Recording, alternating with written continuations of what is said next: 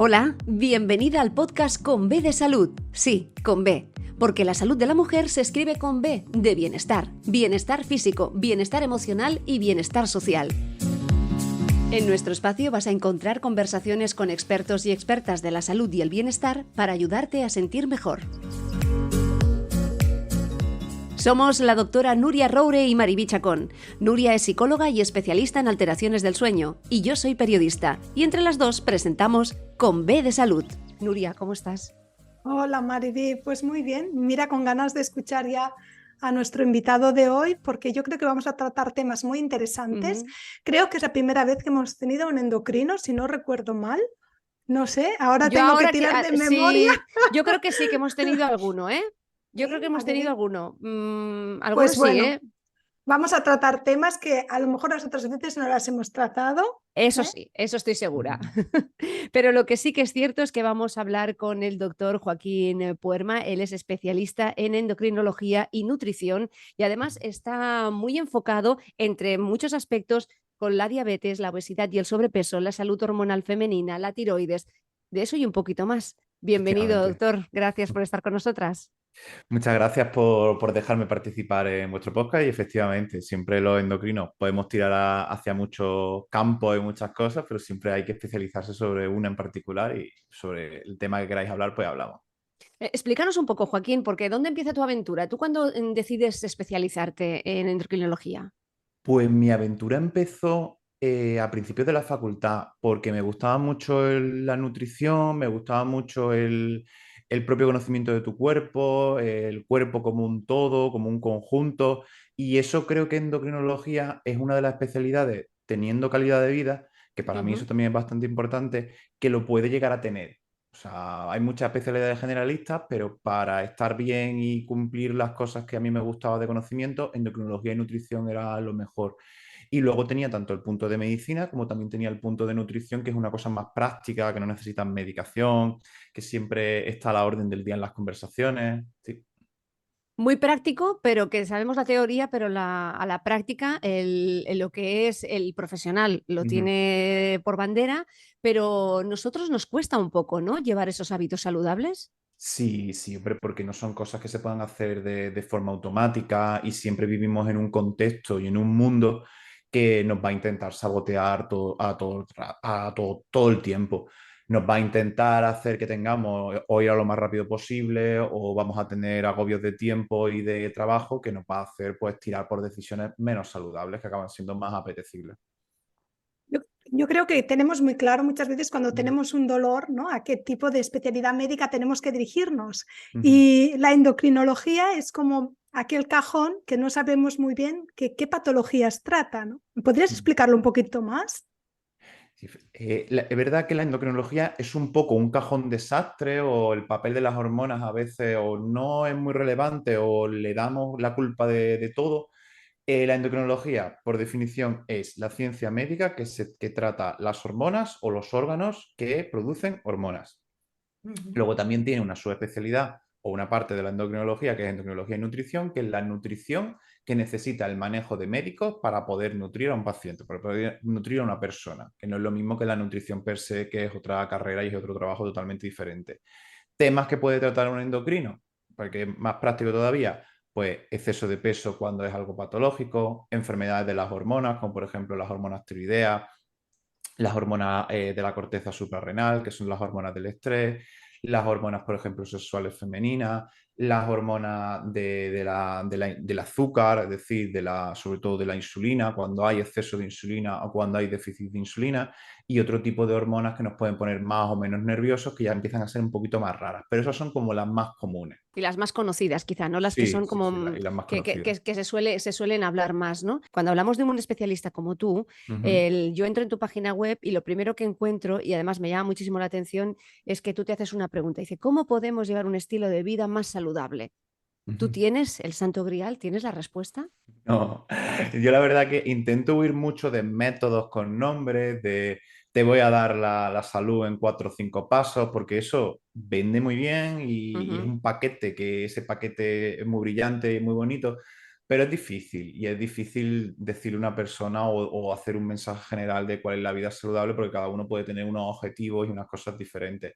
Pero sí que es verdad que hay ciertas generalidades que aplicadas a muchas personas nos pueden ayudar mucho. Por ejemplo, priorizar sueño y descanso, que aquí se habla bastante, priorizar cierto tipo de alimentos y llevar una vida activa, que el ser humano es un ser que se tiene que mover. Y combinando ese tipo de cosas junto con otros tipos de factores más específicos, pues hacemos de tener una vida más saludable. Claro, es que estábamos hablando de las Ujú, hormonas, ¿no? De unas alteraciones tanto por déficit como por exceso Ujú. de... Y ujú, claro, aquí hemos hablado de hábitos saludables. Entonces, ¿estamos dejando caer o estamos presuponiendo que nuestras hormonas dependen de cómo nos alimentamos o qué estilo ujú. de vida tenemos? Porque parece que a veces, ¿no? Las patologías es como algo que me viene dado, ¿no? Tengo exceso de esta hormona o tengo déficit de esta hormona, pero parece ser que también depende mucho de lo que nosotros hacemos, ¿no? Con eso podemos manejar esas hormonas. Sí, sí, sí, sí. Hay muchas hormonas que tienen una clara relación entre nuestra vida, la vida tanto a nivel de trabajo como a nivel de emociones, como a nivel de estrés. Por ejemplo, por poner un ejemplo muy claro y que lamentablemente podemos ver muy frecuentemente, que es persona que se machaca mucho, que es deportista de alto rendimiento, que empieza a tener un índice de un peso muy bajito, que tiene un IMC muy bajito y una masa grasa que está totalmente fibrosa, es una persona que a lo mejor, si es una mujer, puede llegar a tener menos ciclo o no llegar a tener ciclo. Es decir, el cambio que ha tenido, el estilo de vida que tiene esa persona, incide directamente respecto a una hormona, que son las hormonas sexuales femeninas. Y viceversa, a hormonas tiroideas pueden cambiar nuestros hábitos o pueden cambiar nuestro día a día si las tenemos alteradas. Por poner dos ejemplos, pueden hacer que vayamos un poco más lentos, que tengamos más tendencia a estar un poco más de ánimo más caído, y ese tipo de cosas es importante, pero hay una relación bidireccional, no todo va desde el punto de la medicina, de la analítica, de vemos una analítica alterada, tenemos este resultado, ni tampoco todo lo que nos ocurre en la vida va a tener un resultado en las hormonas. Joaquín, hablabas de dejar de tener la menstruación. ¿Eso Ujú, quiere decir que en edad fértil, si dejamos de tenerla y no estamos embarazadas, podemos llegar ujú. a tener un problema? ¿Hay que darle también la importancia que tiene? Sí, sí, sí, se puede tener ese problema por varios motivos. Se puede tener ese problema porque tenga el caso que he dicho yo, que es un Ujú, caso de nombre médico profundo, sería amenorrea funcional o amenorrea hipotalámica, que es el caso de deportista de alto rendimiento, pero no hace falta ser un deportista de alto rendimiento, una deportista de alto rendimiento para tener eso.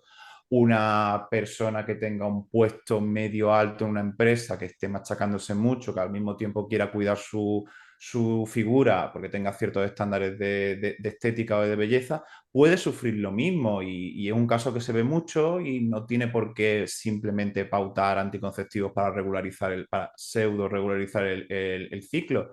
Con unos cambios, con un rebajo en el nivel de autoexigencia, podemos de nuevo volver a tener ciclos. Y luego hay otros casos, por ejemplo, que son diferentes, pero también provocan amenorrea, que es persona que pueda tener síndrome de ovario poliquístico, que es el patrón clásico, aunque ya se ve cada vez menos, de persona un poquito con más exceso de peso, que tiene ujú. resistencia a la insulina, que tiene parámetros metabólicos alterados, que también eso puede provocar que tengas problemas en la regla. Y sí, una persona de antes de 40 años hay que investigarlo, tanto un lado por otro puede ser malo y puede haber algo que haya que tratar desde el punto de vista médico o dietético.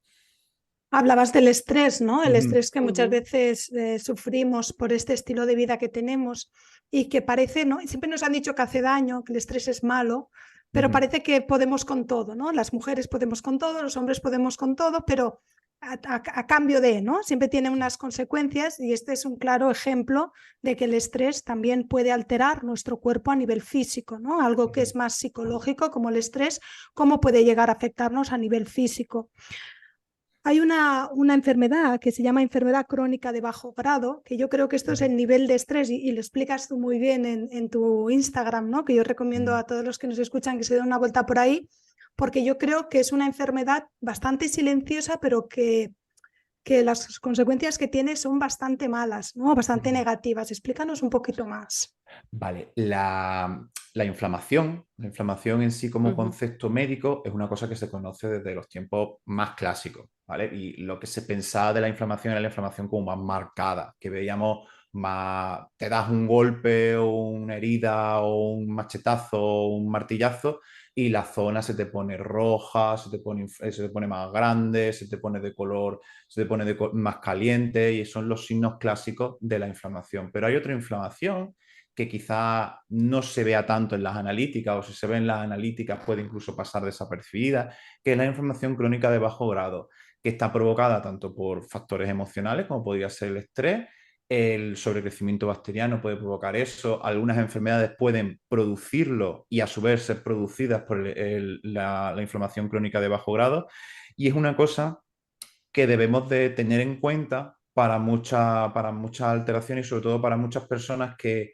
no tienen nada, pero al mismo tiempo no se encuentran bien. Y hay que buscar en este tipo de cosas que a veces no se encuentran del todo y hay que tratarlo tanto a múltiples niveles, tanto a nivel del pilar emocional de reducir, sobre todo reducir, son personas que están como muy estresadas, se machacan mucho, reducir las expectativas, la autoexigencia y luego desde el punto de vista dietético sí que es verdad que se pueden hacer ciertas intervenciones y desde el punto de vista médico, pues no hace falta pautar medicación o no suele hacer falta pautar medicación en casi ninguno de los casos que he visto. Con suplementación y con manejo de estilo de vida se puede manejar la inflamación crónica de bajo grado, que es una cosa que cada vez se va viendo más, que cada vez se va viendo que aumenta la mortalidad, que puede llegar a desarrollar enfermedades, sobre todo de origen autoinmune, y que cada vez se está dando más importancia. Y el SIBO, que también se habla mucho. Mm. Es sobre el SIBO, que para desgranar el acrónimo viene del inglés Small Intestine Bacterium Overgrowth, sería sobre crecimiento bacteriano del intestino delgado. Y es una alteración a nivel de nuestro intestino delgado que significa que hay algunas bacterias que deberían de estar en el intestino grueso, que por X motivos, X factores de riesgo de desarrollar esa enfermedad, pues se mueven al intestino delgado produciendo unas alteraciones que sobre todo a nivel de la fermentación de los alimentos, de fermentación o digestión de los alimentos que producen un exceso de gas que puede producir desde molestias más o menos graves, hasta alteraciones en la mucosa intestinal, hasta cambios en el hábito intestinal o incluso afectar a la calidad de vida de las personas. Y eso se relaciona también, o se está viendo que se relaciona mucho con muchas enfermedades que parecían pequeñas cosas, pero todo junto, sí que es verdad que puede alterar bastante la calidad de vida de las mujeres que lo sufren o los hombres que también lo pueden sufrir. ¿Pero lo sufren más las mujeres? Sí, sí. Esto también es una cosa que estuve hablando yo recientemente. Se reportan más casos de mujeres. O sea, eso no significa, o sea, la estadística a veces puede ser un poco engañosa. Yo desde mi punto de vista, si a mí me lo preguntan, yo veo muchas más mujeres que tienen sobrecrecimiento bacteriano, pero eso no significa que per se sea así. Pueden ser que las mujeres sean más autoobservadoras de eso, se diagnostiquen o consulten más por eso, se hagan más pruebas de eso y por ello tengan más pruebas de sobrecrecimiento bacteriano. También es verdad que el sobrecrecimiento bacteriano se asocia a patologías que se han visto que son más frecuentes en mujeres, como por ejemplo el intestino irritable, el hipotiroidismo, son más frecuentes en mujeres y a su vez producen más frecuencia de sobrecrecimiento bacteriano. Por lo que podríamos decir que el sobrecrecimiento bacteriano es más frecuente en mujeres, pero no te lo puedo confirmar con estudios así en plan... Es lo que tú te encuentras, es lo que tú te encuentras en sí, consulta, que es a lo que veces yo también. encuentro y se encuentran casi todos los profesionales. ¿Y cuáles son esos síntomas que podría tener una persona que tuviera un sobrecrecimiento bacteriano? Pues pues pueden ser muchos síntomas, ¿no? Está desde el síntoma clásico que se suele preguntar, que suele ser más de libro, que es yo por la mañana me levanto totalmente planita, desayuno algo y después de las comidas me hincho como un globo. Y luego respecto al hábito intestinal, es decir, respecto a si voy más o menos al baño, pues puede ser un poco cambiante. Pueden tener épocas de estreñimiento y luego posteriormente tener épocas de diarrea. Sensación siempre de tener gases, que a veces cueste de expulsar, sensación de tener digestiones incompletas o digestiones muy pesadas, que puedan hacer eso. Pero el problema del SIBO es que a veces puede tener como clínicas diferentes. No hay una clínica original o única del sobrecrecimiento bacteriano. Y según qué tipo de sobrecrecimiento bacteriano, puedes tener una sintomatología u otra. Si tienes unos gases especialmente desagradables o unas digestiones o unas heces especialmente mal digeridas, puedes tener un tipo de sobrecrecimiento bacteriano de un tipo de gas, y si no, puedes tener de otro. Y eso, para saberlo, hay que hacerse pruebas y hay que descartar otro tipo de enfermedades que también cursen por sobrecrecimiento bacteriano. ¿Y es fácil, una vez diagnosticado, la Ujú. solución?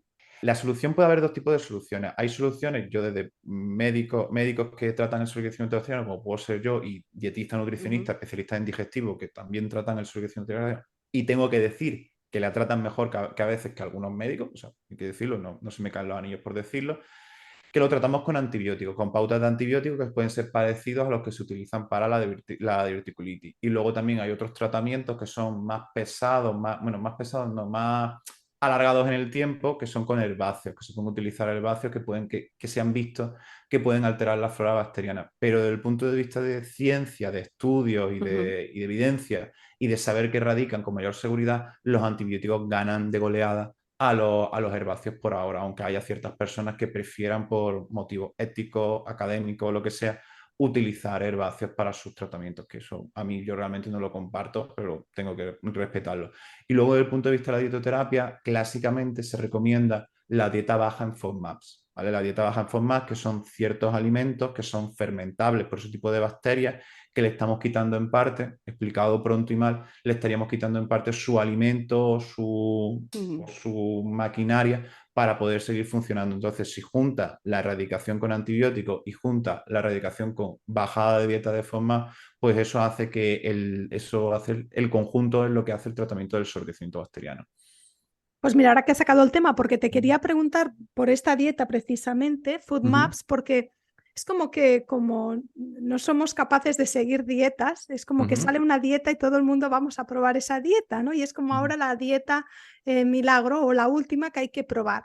¿Este tipo de dietas es indicada para todo el mundo o únicamente para este tipo de personas? Claro, eso, la indicación de dieta formal, primero hay que tener bastante cuidado porque incluso no todos, ya hablando, incluso no todos los SIBOs se tienen que poner dieta baja en formal. La dieta formal inicialmente, o que tenga evidencia, que yo sepa, sería para sobrecrecimiento bacteriano y para síndrome de intestino irritable. Lo único que pasa es que esas dos patologías comparten y tienen muchos puntos en común con patología funcional digestiva. Es decir, cambios digestivos que pueden estar asociados a mayor grado de estrés, mayor grado de ansiedad, o simplemente que algo no funcione del todo bien en el intestino y que sea un cuadro sin filiar del todo, o sea, sin ponerle la etiqueta de lo que es. Entonces, se intenta poner esa dieta un poco para todos, que es lo que has dicho tú, Ujú. y muchas veces se pone sin estar del todo claro. Pero como es una dieta que restringe muchas cosas, que restringe mucho tipo de alimentos, algo que te pueda estar haciendo daño, es más probable que esté ahí. O al reducir cierto tipo de alimentos que te estén haciendo daño, como por ejemplo los ultraprocesados, si los quitas del todo, mejora. Pero no están mejorando por poner la dieta baja en forma, están mejorando por reducir cierto tipo de alimentos.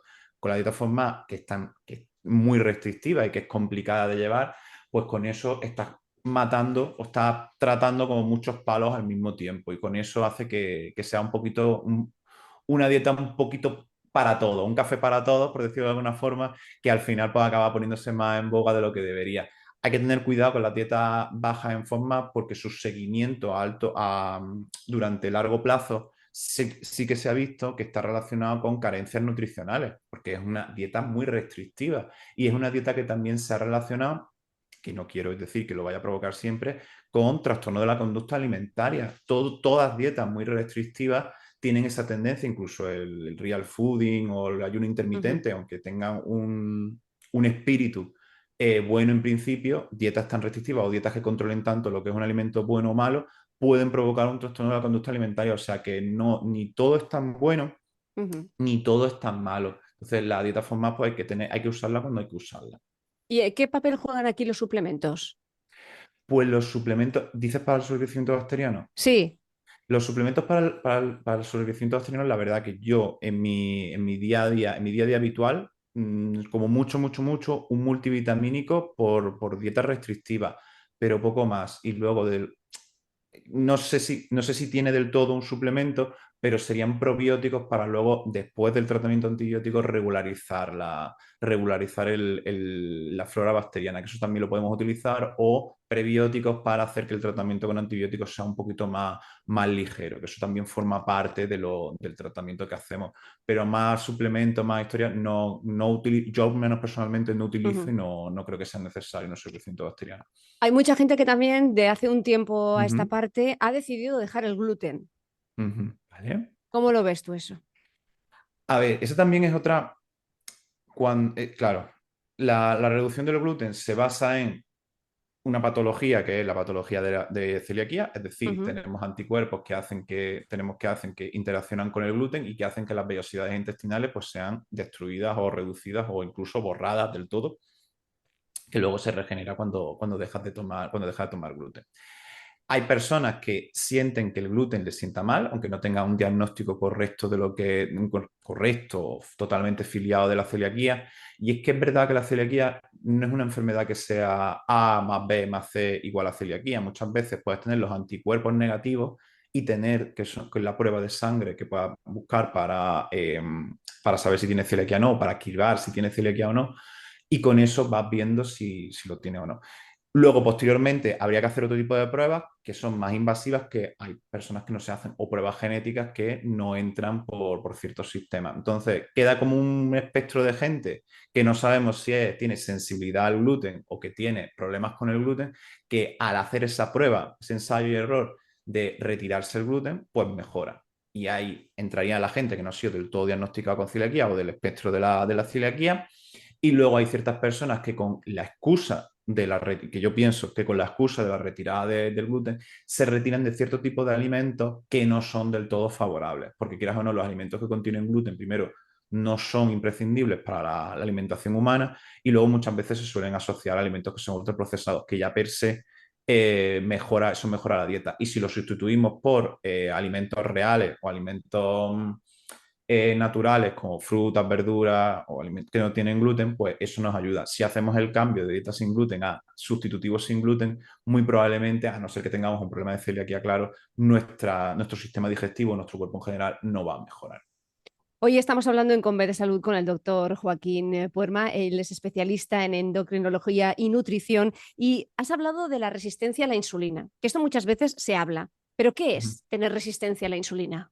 La resistencia a la insulina es un parámetro analítico que se calcula respecto al nivel de azúcar que tenemos en sangre, normalmente a primera hora de la mañana, y los niveles de insulina que tenemos en sangre respecto a primera hora de la mañana. Es un parámetro matemático, es una división con una fórmula. Punto. El numerador es la glucosa y el denominador es la insulina. Si tenemos mucha glucosa y si tenemos mucha glucosa y mucha insulina, pues tenemos una gran resistencia a la insulina, porque para la cantidad de insulina que tenemos no controlamos esa glucosa. Esa resistencia a la insulina lo que significa que nuestro cuerpo no procesa adecuadamente la glucosa que nos metemos en nuestra alimentación normal, haciendo que los niveles de azúcar probablemente los niveles de azúcar sean un poquito superiores a lo normal y los niveles de insulina un poquito superiores a lo normal.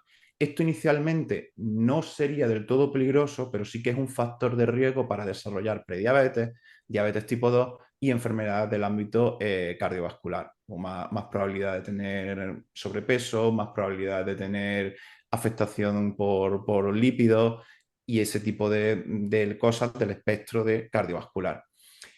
¿Cómo vemos, por ejemplo, la resistencia a la insulina? Pues muchas veces puede tener incluso manifestaciones a nivel de la piel, es decir, la piel se puede poner a nivel de los pliegues, se puede poner un poquito más oscura. Y esto es efecto de la interacción del exceso de insulina con las células de la piel. Y es una forma así muy clásica, muy, muy de médico de antiguo, de poder ver la resistencia a la insulina. Y en muchas personas se ve. La resistencia a la insulina se puede tratar y se puede resolver. Se puede resolver primero perdiendo un 10-15% de peso, aprox, y con algunos fármacos o suplementos que aumentan la sensibilidad a la insulina. Porque diríamos que la resistencia a la insulina es como el paso previo a la diabetes. Se podría decir, es uno de los pasos previos. O sea, la diabetes tipo 2, estamos hablando de la diabetes tipo 2, que es la diabetes que se asocia a exceso de insulina o insulina que no funciona del todo bien, sí que es como el inicio, que ya empieza el cuerpo a no funcionar, a no responder bien porque tenga los receptores saturados, porque tenga un exceso de grasa que haga que los receptores de insulina no funcionen bien. Entonces, esa necesidad aumentada del páncreas de tener que trabajar con el tiempo a largo plazo puede causar que no secrete la cantidad suficiente de insulina que el cuerpo está demandando, que per se está demandando más insulina de que un cuerpo saludable en otra persona. Tú eres especialista y hasta has escrito un libro sobre el hipotiroidismo, aprende a conocerlo, también del hipertiroidismo y la fertilidad. A mí me ha llamado la atención, perdona que te lo diga, la fertilidad. Vale, sí, Explícanos. sí, es un tema muy recurrente y tengo un montón de consultas sobre ello porque la verdad que es un tema que no es a vida o muerte, pero sí que es verdad que modifica mucho una pareja, una calidad de vida, una vida en general y es un proceso complicado. A veces se puede hacer complicado. Explícanos cómo lanzas y cómo decides escribir un libro sobre la fertilidad. Pues por intentar, o sea, las ideas de los libros no creo yo que un autor tenga que tener ideas de un libro ya per se, sino que tiene que fijarse de cuáles son las grandes preguntas que le suelen hacer en consulta. O otros escritores tendrán otra forma de hacerlo, pero yo al menos creo que un médico en consulta lo que tiene que hacer es pensar qué es lo que me preguntan más veces mis pacientes y cómo lo puedo resolver de no tener que estar con un micro todo el rato o poner una grabación en la consulta para darle al play. Entonces, creo que eran preguntas que me hacían un montón de veces, tanto en redes sociales como en consultas, y una forma que tengo yo de solucionarlo al alcance de todo el mundo, pues sería crear un libro, un ebook sobre esos temas y sobre el tema de la fertilidad. Veía que había muchas dudas, había muchos agobios, había muchos sinsabores también, porque hay que decirlo, y eso yo quería solucionarlo con un libro que hablase claro y que intentase solucionar las dudas y pusiese medios para mejorar fertilidades. Me gusta mucho porque desde el principio has hablado de esa vida saludable, de cómo podemos estar mucho mejor y que al final el secreto lo tenemos nosotros dentro. Como decíamos al principio, la teoría la conocemos, la práctica ya es más difícil ponerla en marcha. Cuando hablamos de vida activa, a mí me cuesta mucho tener una vida activa sin que sea una vida estresante. ¿Cómo Claro. poder poner el freno? Claro, que la dicotomía entre cuidado de la salud y agobio, que yo también sufro, ¿vale? No soy, vamos, no me considero una persona excepcional en ese sentido. Pues darte primero importancia a ti mismo, ¿no? La metáfora, no sé si hay una metáfora del vasito de cristal que representa tu tiempo y vas metiendo las pelotillas, pero las pelotillas que vayas metiendo primero te aseguras que van a entrar. Y si son pelotas grandes, como por ejemplo cuidado de tu familia, cuidado de tus amigos, tu propio autocuidado, ahí entraría el deporte, cocinar sano y descansar, pues si lo metes antes vas a asegurar que entra. Y luego otras cosas que son más grandes o que pueden ocupar más o menos tiempo, que puede ser como arena, que sería tu trabajo, tus responsabilidades y tal, pues intentar meterlas después, porque así te aseguras que lo importante ya se ha metido. ¿Vale? Y entonces agendarte tiempo con ti mismo, eso es importante, y intentar que tu agenda, tu vida, dependa de ti mismo, de tus propias prioridades, no de las prioridades que te pongan de otro lado. Eso es muy fácil decirlo, pero increíblemente difícil a veces ponerlo en práctica, pero es una cosa que creo que ayuda mucho. Y luego, desde el punto de vista más pragmático, más de tips, pues intentar meter la actividad física de la forma más fácil y que te guste más. Siempre habrá algún ejercicio que sea más saludable, siempre habrá algún ejercicio que esté más de moda, pero si no es el ejercicio que a ti te gusta, si no es la forma que a ti te gusta de moverte, pues no te va a convencer por mucho que sepas que es el estudio mejor que hay en Harvard, no te va a servir. Eso no funciona en el mundo real. Si es algo que te gusta, si la piscina te gusta o te llena, pues vamos a la piscina, pero si la piscina no te gusta porque no te gusta hacer el paripé de cambiarte y todo eso, pues no te esfuerces a ir a la piscina, sal a pasear o sal a moverte en las barras del parque, que eso también está bastante bien. El paripé Y de cambiarte, a mí eso me ha gustado, el paripé de cambiarte. bueno, sí, sí, sí, es que yo, por ejemplo, me gustaba mucho la piscina, pero la tuve que dejar porque, quieras o no, me quitaba un tiempo, era media hora en prepararme y en ducharme y en todo, que un tiempo, y eso también hay que tenerlo en cuenta. Todo es un cálculo. Sí, me gusta mucho lo que decías de establecer prioridades y yo también soy una fan de que cada mañana tengamos ese tiempo para organizar nuestro tiempo, ¿no? Y establecer ahí en qué queremos dedicar ese tiempo que tenemos. Y yo siempre digo que si no tenemos tiempo para organizar nuestro tiempo, al final siempre vendrá alguien y nos lo organizará a nosotros y acabaremos viviendo el tiempo, ¿no? Nuestro tiempo dedicado a las prioridades que quieren los demás. Así que si tú quieres realmente vivir tu tiempo, pues dedícale 5 minutos, no hace falta más, o 10 cada día a organizar ese tiempo para poder, bueno, pues yo creo que al final es ordenar un poquito. Todos queremos hacer muchas cosas, ¿no? El día tiene las 24 horas, no podemos estirarlo más, pero sí saber realmente y a nivel objetivo qué podemos hacer esas 24 horas para cumplir con aquello que queremos sin ir todo el día sacando la lengua, ¿no? Llegar a ese equilibrio que yo creo que es lo que todos pretendemos, pero que cuesta un poquito conseguir. Y además que al final, si no llegamos a ese equilibrio, nuestras hormonas se verán afectadas.